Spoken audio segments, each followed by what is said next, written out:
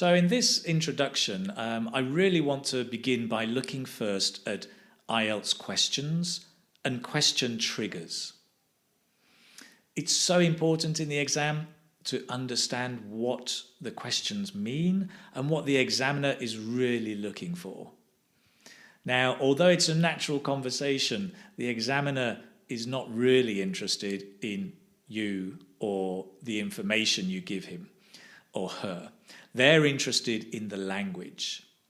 And so they ask questions to get certain language from you. And if you can understand what the questions are getting at and what they're looking for, it will help you so much more prepare for the IELTS speaking.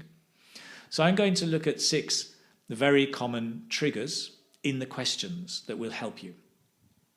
First of all, let me explain what a trigger is, maybe through a short story. When I was younger, although my name is Keith, sometimes my mother would call me Keith Michael O'Hare, and I knew when she said, Keith Michael O'Hare, I knew something was wrong, I was in trouble, and I needed a response quickly. It was my brother, it was his fault, or something like that. It's the same with IELTS questions. The Keith Michael O'Hare is the trigger, and you need to get a response. IELTS questions have certain words that trigger something, and you need to know how to respond to them. Some of them are obvious, some of them less so. The good news is, across part 1 and part 3, there are maybe 6 or 7 common triggers that are in all the questions, whatever the topic.